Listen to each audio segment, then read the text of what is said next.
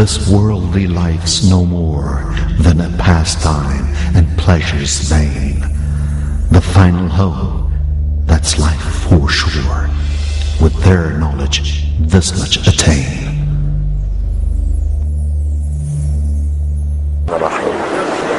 مالك يوم الدين صراط الذين أنعمت عليهم غير المغضوب عليهم ولا الضالين.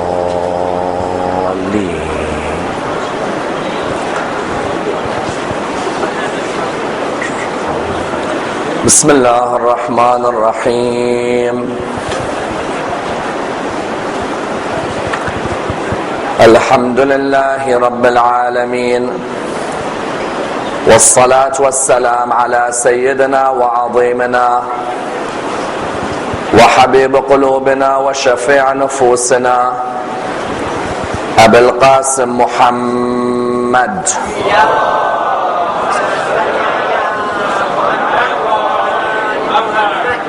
وعلى أهل بيته الطيبين الطاهرين وأصحابه الغر الميامين. الحمد لله الذي جعلنا من المتمسكين بولاية سيدي ومولاي علي بن أبي طالب.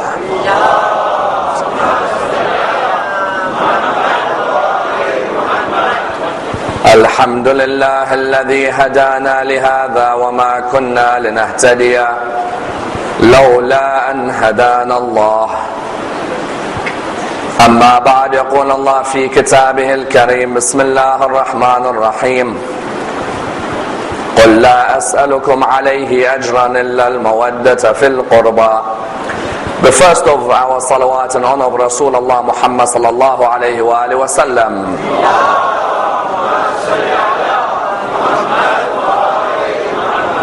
The second in honor of Amir al-Mu'mineen Ali ibn Abi Talib.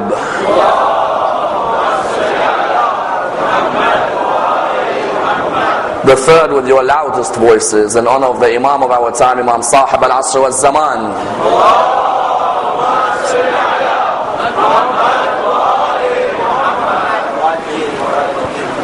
Respected scholars, brothers and sisters, Assalamu alaikum wa rahmatullah wa barakatuh. Imam Ali ibn Abi Talib, salawatullah wa salamuhu alayh,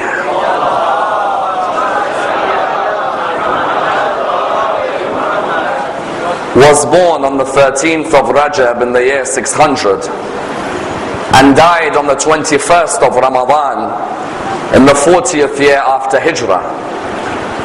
He occupies a prominent position within the religion of Islam as being revered as one of the greatest leaders in Islamic history, a man from whose life many extraordinary lessons may be learnt and many examples may be derived, and a man who was seen as the embodiment of knowledge, generosity, valor and bravery, as well as dedication towards the religion of Islam.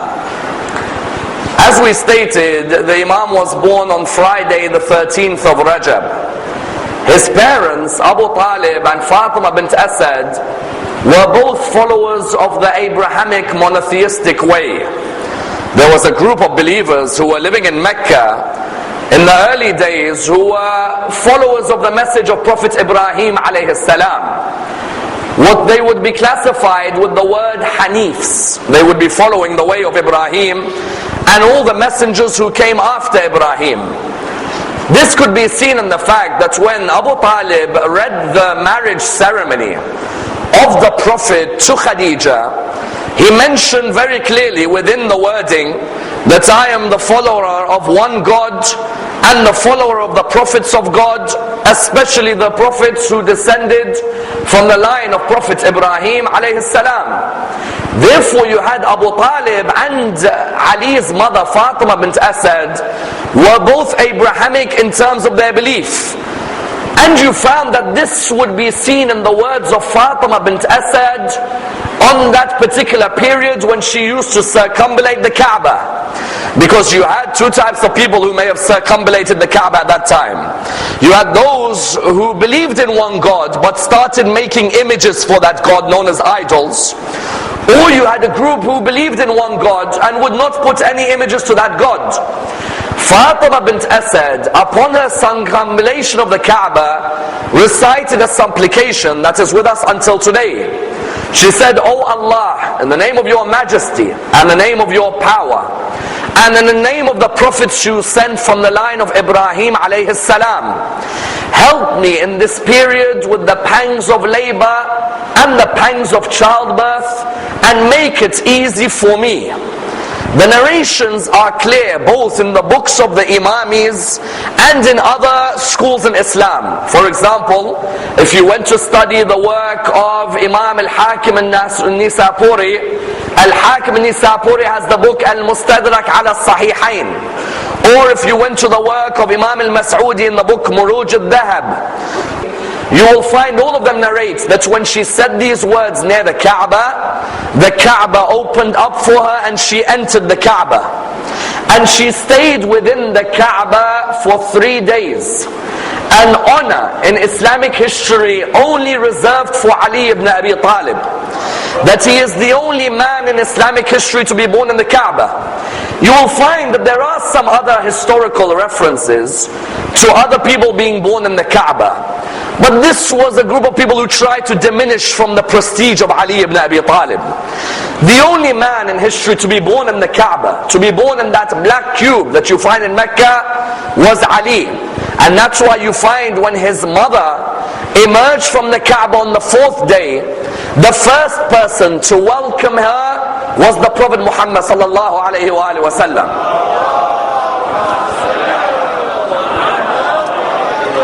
The Prophet welcomed her, he took Ali from her hands, and the Imam himself would narrate that from that day, throughout his childhood, the Prophet would embrace Ali. He'd chew the food before he'd place the food in the mouth of Ali.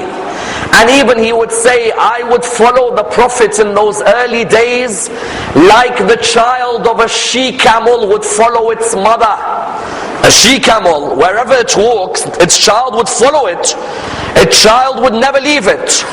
Ali says that in those early days, I would follow the Prophet like a child of a she-camel would follow its mother. I used to see the light of revelation and I would hear the words of prophethood. When the religion was only 3, it was me, Khadija, who were always alongside the Prophet. In other words, from an early age, you saw that Abu Talib gave away his sons and his children towards the religion of Islam. Because Imam Ali had 3 elder brothers. His eldest brother was Talib, hence Abu Talib. Talib died at the age of 55. Then the second eldest brother was Aqil. Aqil died at the age of 93. Then the third eldest brother was Ja'far, who died at the age of 40. And then it was the Imam, and you had 2 sisters. One was called Fakhita, and the other was called Jumana. In other words, Abu Talib and Fatima bint Asad, how many children did they have in their life? They had 6 children.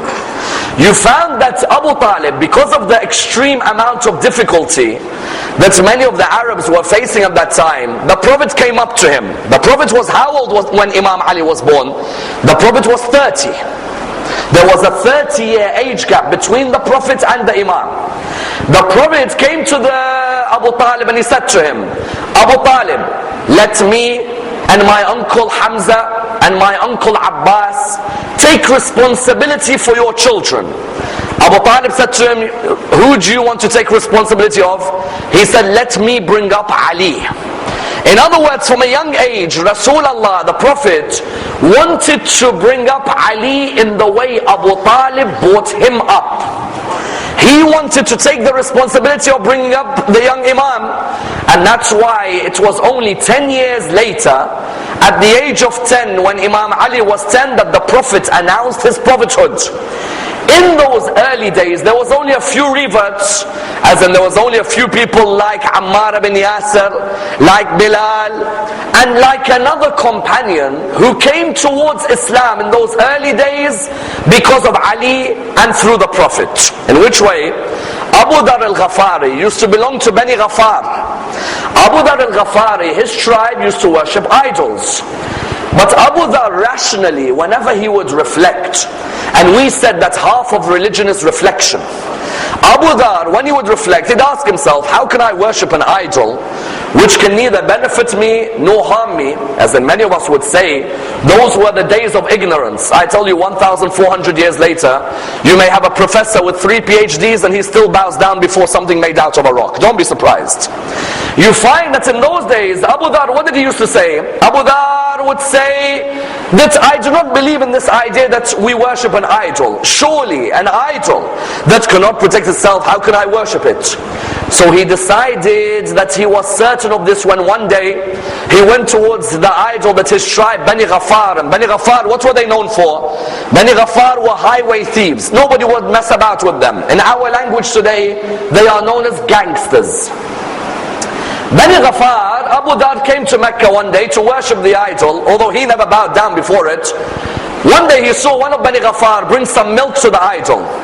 When he saw the milk being poured to the idol, as he was about to leave, he said, wait, let me actually think like a human should think. He looked at the idol and he saw the milk. Then he saw this fox come towards the milk. When he saw the fox come towards the milk, the fox came, had a nice sip of the milk, and then left. And what does a fox normally do after it's had a good drink? It lets it all back out. Abu Dhar al-Ghafari said, if my idol that I worship cannot protect itself from the urine of a fox, then how is it going to protect Abu Dhar al-Ghafari? What did Abu Dhar al-Ghafari do? He said, I'm going to go and look for this man by the name of Muhammad. But how do I find him? As in, remember, when Islam began, when the Prophet began, Imam Ali was only 10. In those first 3 years, the message was to be sent out secretly. Abu Dhar was circumambulating around the Kaaba. He's trying to look for this man who is known as As-Sadiq Al-Amin. But he doesn't want to tell anyone that he was looking for him, because the people had begun to hear rumors that Muhammad's bringing a new religion. He saw this young man in front of him. The young man at the time was about 12, 13 years of age.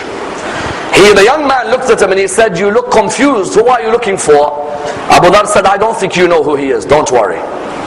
The young man said, no, don't worry, tell me, and I might know him. He said, I'm looking for Muhammad, the son of Abdullah. He looked at him and he said, I think I know him. Let me lead you to him. He said, what's your name? He said, I am Ali, son of Abu Talib. And I think I might know the man you're looking for. So he walked with Abu Dhar, they entered upon Rasulullah. Within a few moments, Abu Dhar became a Muslim. As soon as he heard the intellect of Rasulullah, he became a Muslim. Rasulullah said to Abu Dhar, he said, Abu Dhar, I plead with you, don't go and tell the people about Islam. I know that you Bani Ghaffari is your passionate people. Keep it quiet. Abu Dhar said, don't worry, I'll keep it as quiet as I can. A few minutes later, Abu Dhar al-Ghafari stood on the Kaaba saying, oh people, those of you who have not heard of Islam, let me tell you, there is only one God, and that Muhammad is the messenger of God. The people straight away went and started attacking him. Abbas, the uncle of Rasulullah, intervened. Abu Dhar reached Rasulullah. Rasulullah said, Abu Dhar, I told you, don't tell anybody. He said, Ya Rasulullah, I'm sorry, but you know the passion was inside me. I won't be that loud again. Rasulullah said, very well, go ahead. A few minutes later, another announcement on the Kaaba. Oh people, if you didn't hear me properly before, then know that I am Abu Dhar al-Ghafari, and that there is only one God, and that Muhammad is his messenger. Again, then they came to attack him. Abbas, the uncle, knew that the only way to solve this situation was to come in the middle. He told the people, he whispered in the ears of one of the people, oh people, you know who this man is? They said, yes, Abu Dhar. He said, you know which tribe? They said, who? He said, Bani Ghaffar. They said, Bani Ghaffar, the highway thieves? He said, yes. Bani Ghaffar, the gangsters? Yes. Bani Ghaffar, the ones who block your caravans? As soon as the Arab knows his money is getting lost, that's it. He has no more principles. They let Abu Dhar go, but the point was what?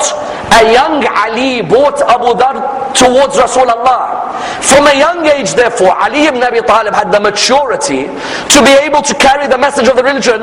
And that's why when Da'wat al-Ashira happened, when Allah subhanahu wa ta'ala revealed the verse in Surah 26, verse 214, وَأَنذِرْ عَشِيرَتَكَ الْأَقْرَبِينَ, invite and warn your nearest relatives. Rasulullah told the young Ali, he said, Ali, come near me. You are 13 years of age. I want you to do something for me. He said, what is it? He said, I want you to prepare a meal for me. He said to him, Ya Rasulullah, which meal? He said, get a sheep for me and get 1 kilo of wheat and 3 kilos of yogurt. And I want you to make a feast, and I want you to invite your uncles and my uncles as well. Because of course, Ali's uncles are Muhammad's uncles.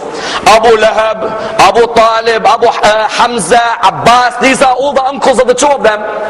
When they came that day, a momentous incident occurred, which was vital in studying the biography of Ali ibn Abi Talib. What was it? That when they came that day, the Prophet had said to them on the first occasion, welcome to my house, I have glad tidings to give you about the message of the religion. Abu Lahab did not accept, but on the second time that they came, they listened to him. The Prophet said to them, you know that I am truthful, and you know that I am trustworthy, and you know that I have not lied to any of you. I have come to bring you a message of goodness, to worship only one God, and not to put partners to God, and that there is a day of judgment where you will be accountable for all your acts, and that there is no difference between male and female, or between black and white. Abu Lahab looked and he said, Muhammad, what is this sorcery that you're trying to bewitch us with?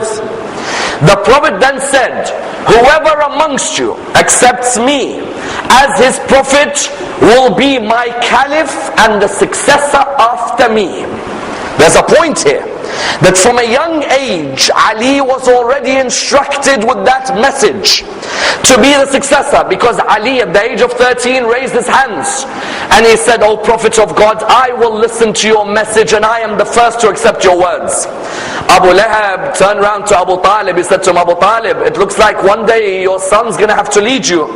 He tried to mock him, and that's why our brothers have an interesting narration in their books. In the books of our brothers, what does it say? It says that Abu Talib, in their books, it says Abu Talib came to Ali and he said to him, Ali, are you sure you want to accept this message? Are you ready for it? Ali replied at that young age, full of maturity, by saying, oh my father, Allah did not ask me when He created me, therefore I don't need to ask anyone when I am submitting back to Allah subhanahu wa ta'ala.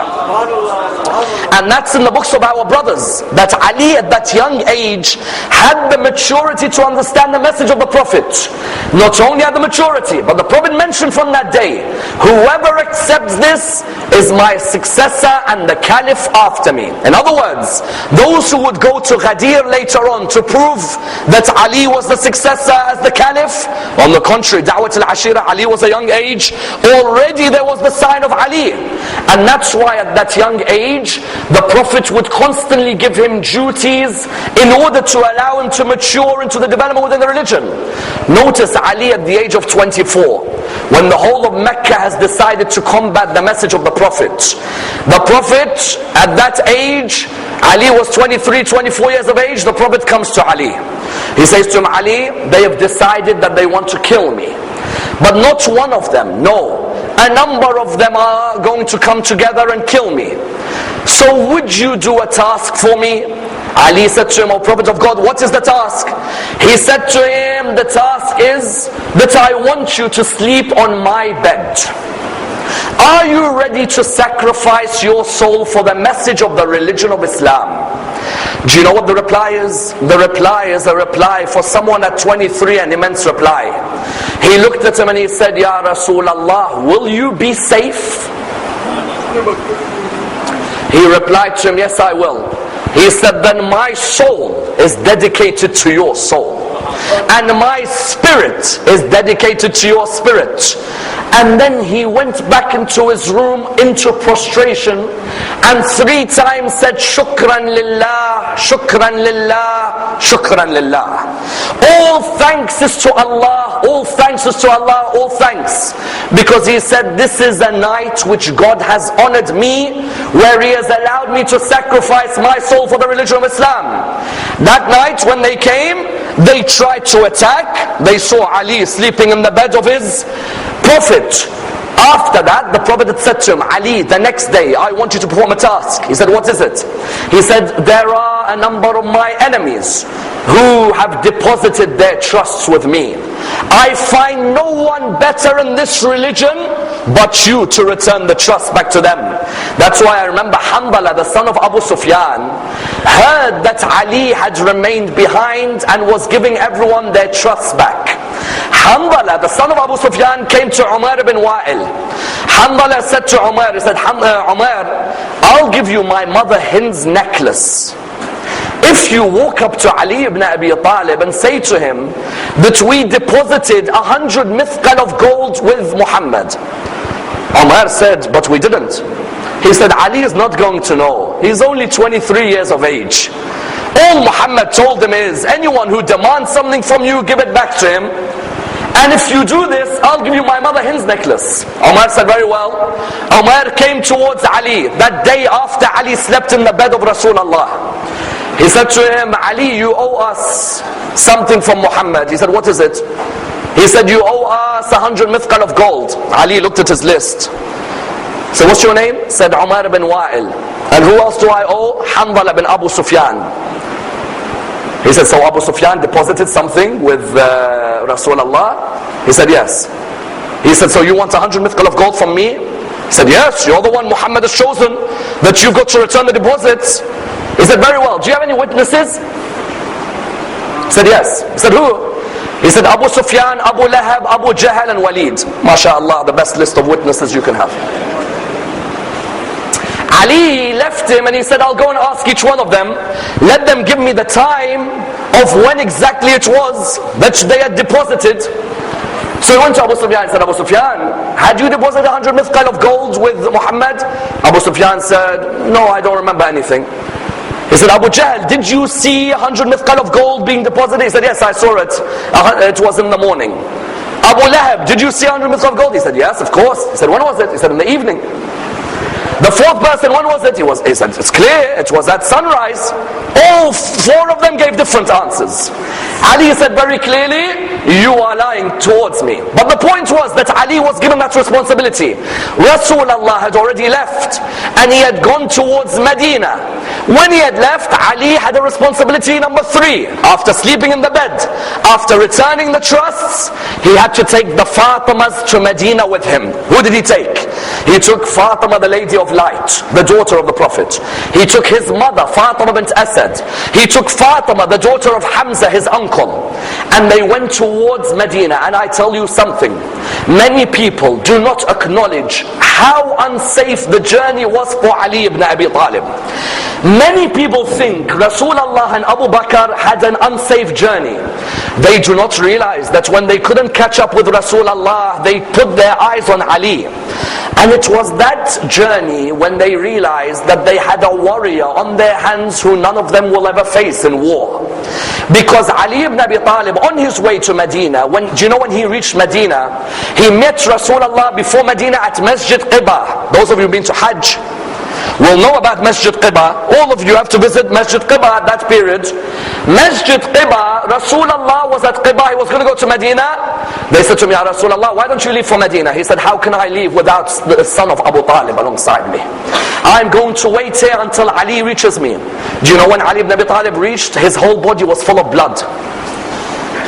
They had ambushed him and he himself stood up for the Fatimas. You think Fatima al-Zahra would marry any man? She saw Ali ibn Abi Talib defend her so valiantly even before he had married her. His body was full of blood. And it was during that journey that he made it clear, I do not mind me alone fighting all of you, because I know I will come out victorious. And that's why as soon as he reached Medina, Rasulullah did 2 things for him to honor his position. The first thing Rasulullah did, he made a brotherhood between the Ansar and the Muhajirin. The Muhajirin were the migrants who left Mecca to go to Medina. The Ansar were the people of Medina. Rasulullah didn't want any tension between the two of them, so he brought the two of them together and he gave each of the Muhajirin an Ansari partner. It was known as the Pact of Brotherhood. For the Muhajirin, for example, Abu Bakr, he gave Kharij ibn Zuhair al-Khazraji. Umar, he gave Aitan ibn Malik. Uthman, he gave al-Aws ibn Thabit. The people asked, Ya Rasulullah, who is your partner? Who is your brother? He said, for me only Ali ibn Abi Talib. He said, Ali is to me like Aaron was to Moses, except that there is no prophet after me. Then number two, there were many of the companions whose houses were in Mecca or in Medina. All their doors would open to the mosque. Allah ordered that every one of those doors is to be closed except the door of Ali and Fatima. In other words, there was a distinction given to Ali, and you find the son of Abu Talib from a young age. In his first battle for the religion of Islam at the age of 24, the battle of Badr, then the battle of Uhud, then the battle of Khandaq, then the battle of Khaybar, showed a distinction like none others on the battlefield. I tell you, in Islamic history, they tried to give you many names for great warriors. There is not a single warrior in Islamic history who came near the dust of Ali ibn Abi Talib. Ali ibn Abi Talib on the battlefield had a distinction. Someone will say, what's the distinction? At Badr, half of the opposition were destroyed by Ali ibn Abi Talib. At Uhud, Rasulullah was alone on the mountain. It was Ali, Miqdad, Ammar, Abu Dujan al-Ansari, and a lady called al-Harithiyah who helped him. And on that day on Uhud, that was when the famous cry came, there is no youth but Ali, and no sword but Dhul-Fiqar. But at Khandaq and Khaybar, he displayed a spiritual side to him which made him the complete human being. What do I mean? I mean, a warrior is normally reckless, aren't they? Warriors are reckless. And not only are they reckless, they tend to be arrogant as well, isn't it? These combinations are normally the combinations of a warrior. They're either reckless or arrogant. You hardly find any ethics in warriors. It's very rare to find any spirituality in warriors. You know, when he finished Khandaq and Khaybar, he did two things after those battles which showed Rumi's famous lines when Rumi said, in bravery you are the lion of your Lord, but in generosity who knows who you are. Rumi says about Ali, in bravery you are the lion of your Lord, but in generosity who knows who you are. At Khandaq, Amr ibn Awid kept on telling them, who's gonna come out and fight me? What's wrong with you people? Muhammad promises you heaven. If I kill you, you go to heaven. If you kill me, you will go to heaven. Why don't you fight? Ali came out to fight him. When he introduced himself, he said, what's your name? He said, I am Ali, son of Abu Talib. He said to him, I will not kill you. Your dad was a good friend of mine. You can go. The Imam replied, but I will kill you because you're an enemy of Allah. When they began the war, Amr ibn Awid knew that he'd win. Amr ibn Awid was known for wrestling with the lions. Midway through the war, the people noticed the dust had gathered between the two in combat. Ali walks away, pauses, then comes back in and strikes, and emerges and says, God is great. The people are confused. When the people were confused, they asked Ali upon his return, what was that moment that you paused? There is a moment in Ali ibn Abi Talib which is a lesson for all of us.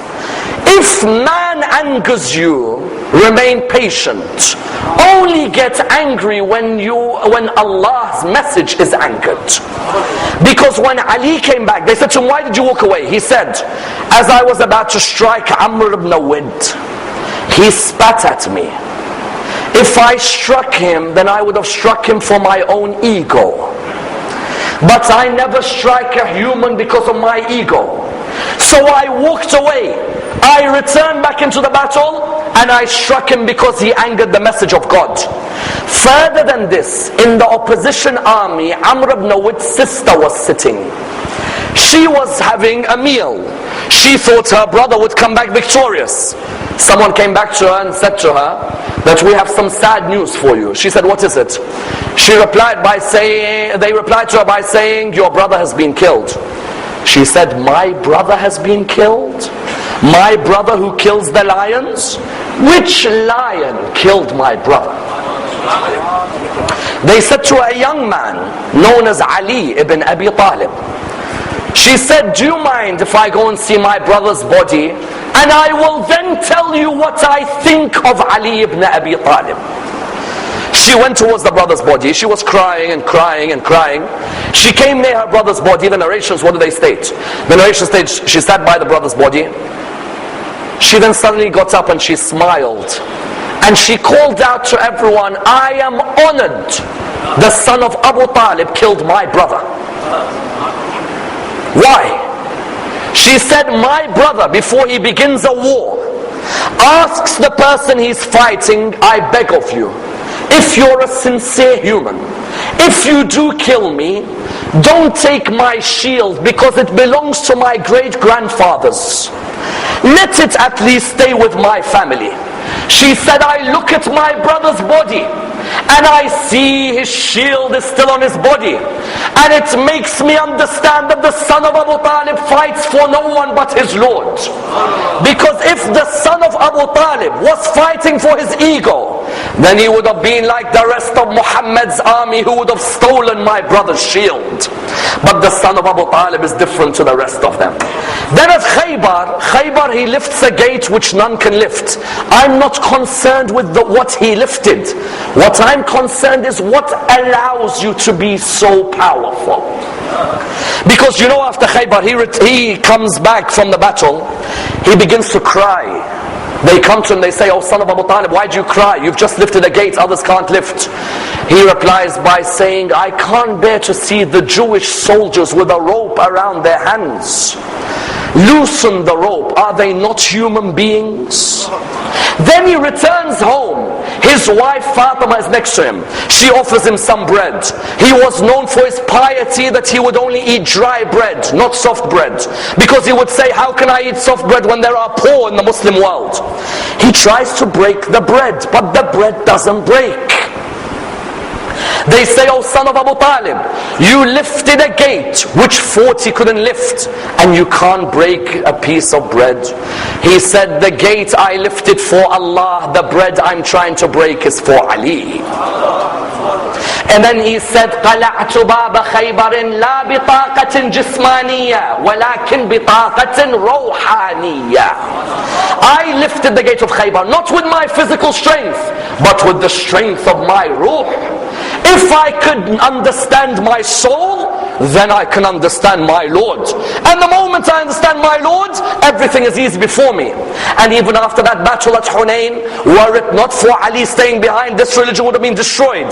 The greatest performance of Ali ibn Abi Talib, and I ask all of you to read up on it, was at Hunayn, not at Badr, not at Uhud, not at Khaybar, not at Khandaq. Imam Zayn al-Abidin in Sham says, I am the son of the one who fought at Badr and Hunayn, because Ali at Hunayn was left alone against the opposition and finished them. And that's why you find that Ali ibn Abi Talib, when Rasulullah died, just before the Prophet died, the Prophet was 63, Ali was 33. The Prophet had told the people, this is my successor, look after him, be loyal to him, don't deceive him, don't be cunning towards him, don't attack him. He's not just my son-in-law, he's appointed by Allah to look after my message. The people ended up taking away the leadership of Ali ibn Abi Talib.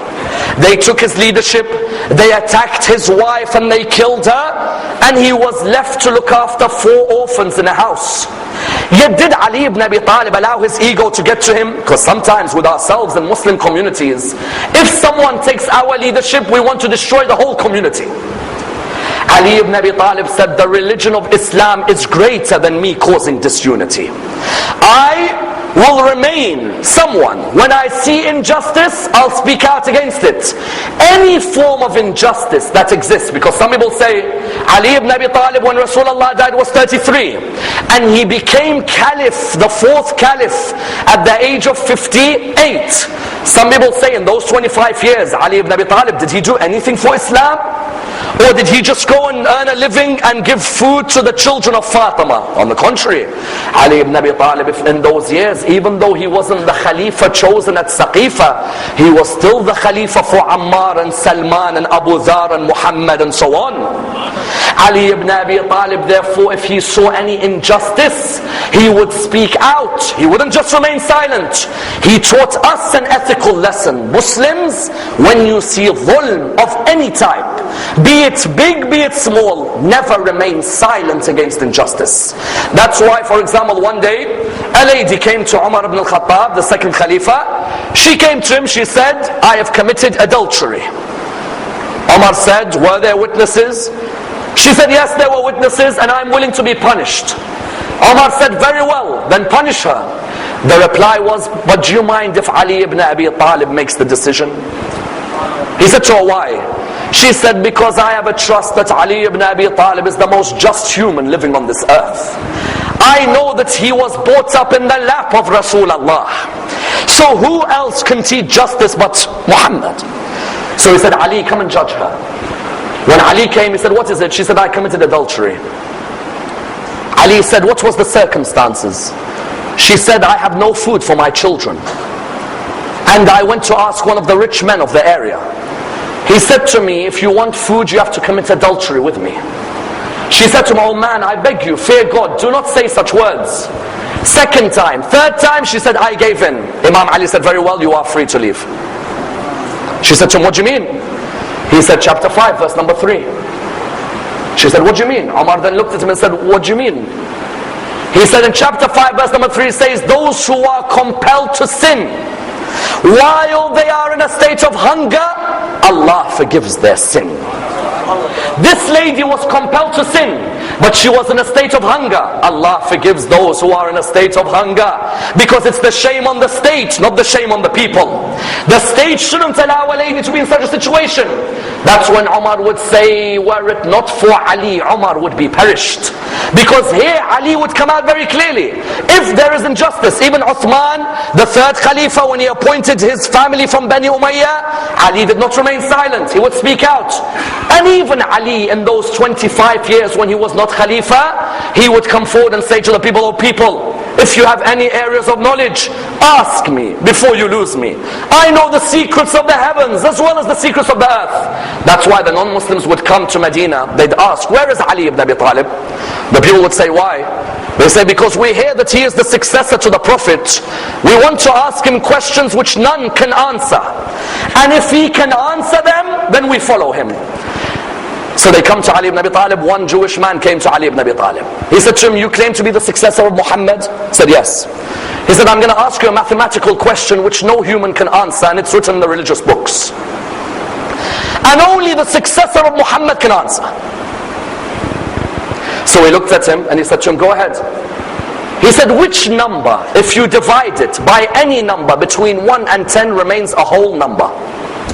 Ali ibn Abi Talib looked at him and said, 2,520. He said to him, sorry? He said, 2,520. He said, how did you get that? He said, the number of days in the week multiplied by the number of days in the year. The person looked at him and he said, okay, in the Arabian calendar there's 360 days in the year. And there's 7 days in the week. He said, so multiply 360 by 7, what do you get? He said, 2520. He said, divide 2520 by 1, what do you get? He said, 2520. By 2, 1260. By 3, 840.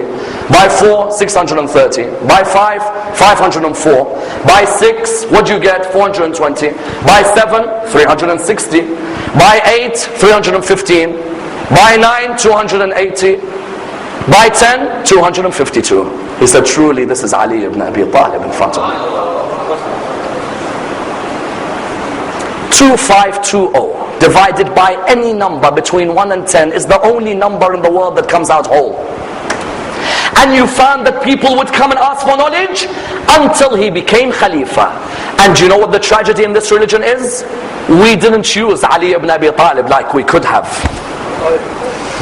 4 years Khalifa, 3 civil wars fought against him. And I tell you, in each of those civil wars, each one of them, the dignity that he displayed is a message for each Muslim in the world today. That even when another Muslim acts rudely towards you, if you're a follower of Ali ibn Abi Talib, act tolerant back towards them. I know there are Muslims in the world today who may look at the Imamis and be disrespectful towards us, who may call us the people of innovation, who may call us the people of shirk. Don't reply back by falling to their level. Maintain your dignity like your Imam maintained his dignity. At Jamal, he sees the lady is leading him as the wife of Rasulullah. Others around him are saying, show disrespect. He says, never. When he came towards Malik al-Ashtar, he says, Malik, do you see her? She's sitting on the camel. Malik said, yes. He said, I want you to go and cut the feet of the camel. Then he told another companion, when she falls, I want you to hold her body. Malik went, He cut the feet of the camel. As soon as she fell, the other companion held her body. She turned around and she said, how dare you touch the body of the wife of Rasulullah when you are not mahram to me? To which the reply was, I am Muhammad, the son of Abu Bakr, your brother, holding you. The only man in Ali's army who's mahram to her. Ali could have lowered his dignity and hers by sending anyone, but no. The son of Abu Talib is above this. The son of Abu Talib is on a level above all of this low dignity. And then he sent her back with respect. He said, this is the wife of Rasulullah. She used to be respected on her way back towards Medina. There should be no one who shows disrespect towards her. And she turned around to him and she said, you're the killer of the loved ones. He replied back to her, if I'm the killer of the loved ones, then people like Marwan and Abdullah ibn Zubayr, I could have killed them right now. But I don't want disunity in the Muslim Ummah. The school of Ahlul Bayt should never open the door for disunity. Then look at Saffin. First they fight him as Khalifa in Jamal. Then at Saffin when they fight him, Muawiyah takes control of the water. Imam looks at his soldiers. He says, ask Muawiyah, let us drink water, we're thirsty. Muawiyah says, I'll never give them any water. Imam tells the soldiers, go and win the water back. They win the water back, it's now in the possessions of Ali. The reply now at this moment is what? The soldiers of Muawiyah are thirsty. They come to the soldiers of Ali and they say, please give us water. Imam looks at his soldiers. He says, do you think we should give them water or no? The soldiers say, no, don't give them. They don't deserve. They didn't give us. Imam said, no.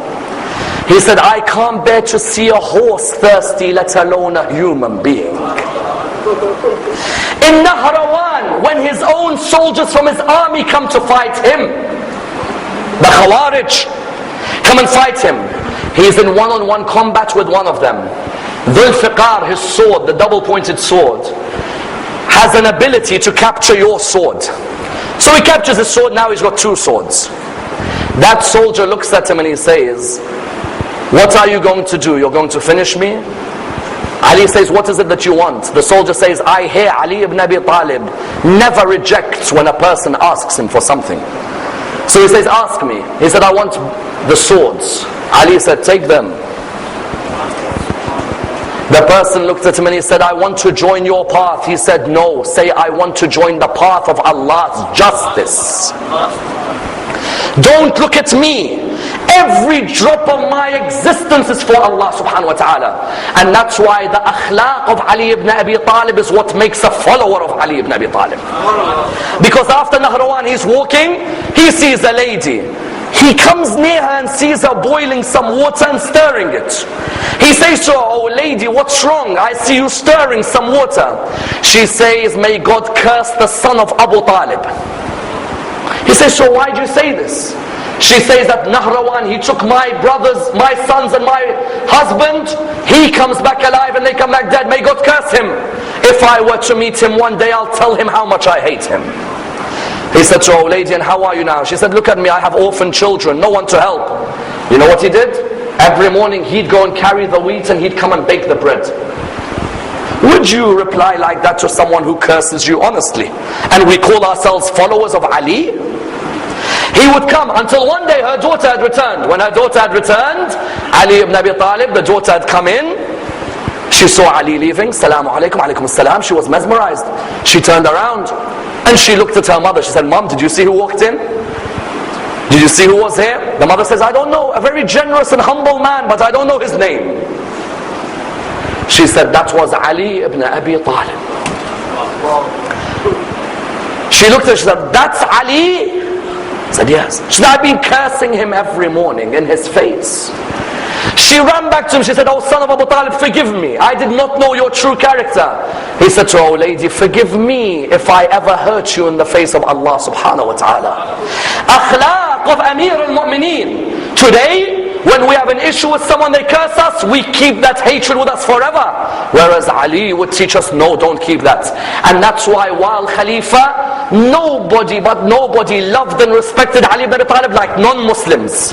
His Muslims were killing him, were fighting him. Ali ibn Abi Talib, the Christians and the Jews loved him and mourned him. Imagine.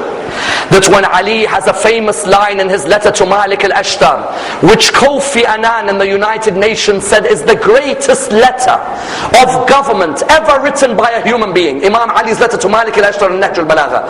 Imam Ali tells Malik, know that people are of two types. They are either your brothers in faith or your equals in humanity. And in another line he says, and this line should be cemented on the walls of our mosques: know, O Muslims, our enemy is not the Christians or the Jews. Our enemy is our own ignorance. When he walks past the church, his companion says to him, I wonder how much polytheism is being done by the people of the church. Imam says, I wonder how much monotheism is being worshipped. One looked at the cup half empty. Ali would look at the cup half full. When he'd walk in the street, if there was a Christian begging, Ali would say, why is this man begging? When he was young, we'd look after him because he was working for us. Now he's old, no one looks after him. I will not move from my position until one of you promises to sponsor this Christian. And that Jewish man who cried for Ali when he heard he died, they asked him why.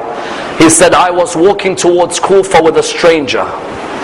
And I was walking towards my home with this man going towards Kufa. This man was a stranger. We started talking. I told him I'm Jewish. He said he is Muslim.